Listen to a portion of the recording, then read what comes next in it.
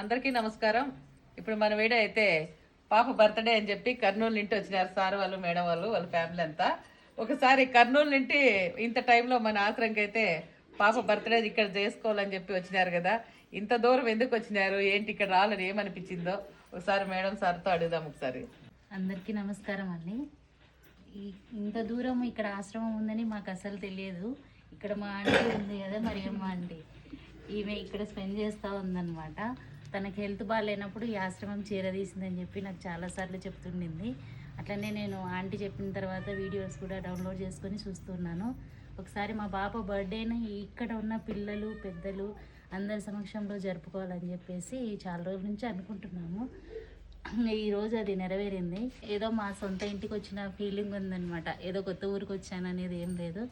So అందరి సమక్షంలో మా పాప బర్త్డే చేసుకొని అందరి ఆశీర్వాదాలు తీసుకోవాలా ఇక్కడ ఉన్న పెద్దలందరినీ అని చెప్పేసి ఇంత దూరం రావడం జరిగింది. అట్ ద సేమ్ టైం ఇక్కడ ఉన్న పెద్దవాళ్ళందరినీ చూస్తుంటే నాకు చాలా బాధగా ఉంది. అక్కడ ఇంట్లో పెద్దవాళ్ళు వాళ్ళ పిల్లలు వదిలేశారో తెలియదు, లేక వాళ్ళకే విరక్తి వచ్చి ఇక్కడికి వచ్చారో తెలియదు.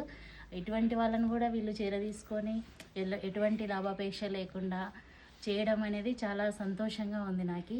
అంటే ఇప్పట్లో కూడా మానవత్వం ఉంది అనేది తెలుస్తూ ఉందన్నమాట.